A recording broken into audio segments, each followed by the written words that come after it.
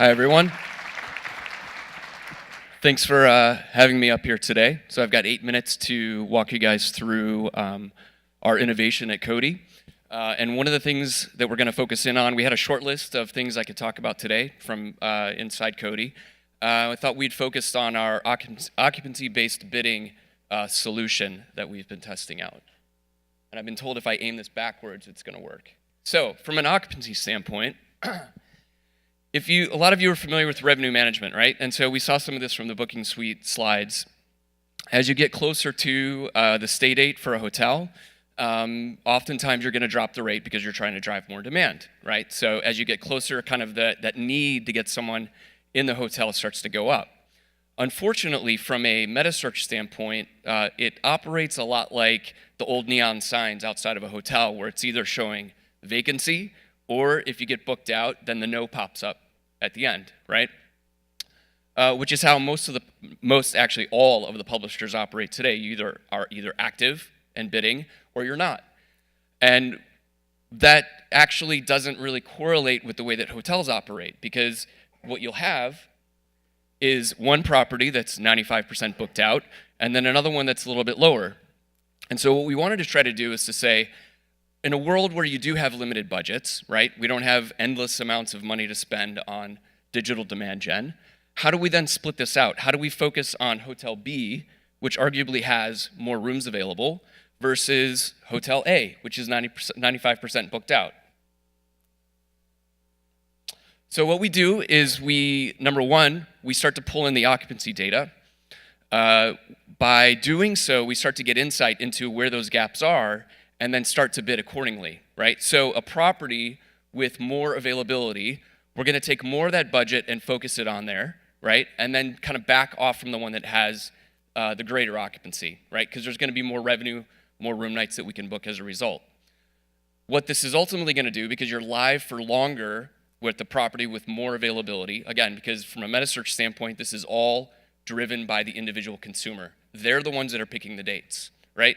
So if somebody's out searching for dates and there's just frankly more of them available, then you're gonna show up more frequently. This in turn is gonna drive your incremental bookings. You're gonna be more efficient in your spend because for each click that you're generating, right, you've got a higher likelihood of driving a booking. And then kind of lastly, what we're able to do is this helps to support your properties better. You know, how often from a hotel standpoint, you know, if you're at a regional level or at corporate, you know, the properties or even at the market level, they're gonna come to you and say, we're really having a hard time right now, right? This is our low season, our shoulder season, or I just had, you know, a wedding cancel and now I have 30 rooms available. What can you do to help me, right? So by being able to start to tailor your bids and your budget towards those types of situations, you're able to support those needs a lot better. So how does this work? So we bring in all of your occupancy data into our system, right? So we know what level of occupancy each one of them has. And then our bids are manipulated based on the data signals that we're getting. So at some level, this is kind of taking the machine learning or the big data concept that we talked about this morning and applying it to a real problem, right? So we're gonna set our data models live. That doesn't mean that they're necessarily accurate the first time through, but the machine learning will pick it up over time. And so what this can turn into is to say, right, when I am at 50% occupancy, then I need to set my bid at 25% higher until I reach 70% and then reduce it from there, right? It's gonna start to learn these business rules that can be applied so that you don't have to really think about it in the end, right? So, and this is kind of the flip side of revenue management, right? When you're getting closer to those stay dates and you're looking at this kind of gap in occupancy, the general rule, right, the general kind of tool you have is to start to reduce the ADR, right? That's gonna negatively impact RevPAR, but you may actually fill up the hotel.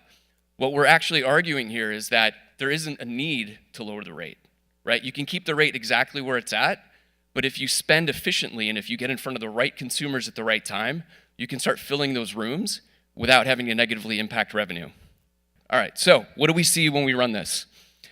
So first off, we see about a 10 to 15% decrease in CPCs. So now, for the clicks that you were spending money on, you're actually reducing those because you're doing it smartly based on occupancy, right? You're not going after the property in, say, like New York City that's at 95% that also has the highest CPCs, because you know that that last 5% is probably going to get booked out, and you're focusing rather on the ones that need it the most at that point in time. We also see about a 10% increase in the conversion rate as a result of this, and then a 10 to 20% increase in bookings as well. So not only are you spending less, but you're making more as a result of this process, which then translates into a 10 to 15 increase in efficiency, which we measure by return on ad spend. So again, I'm Brian. I'm the VP of Client Development with Koddi. And again, want to thank you for having us up here, and enjoy the rest of the day.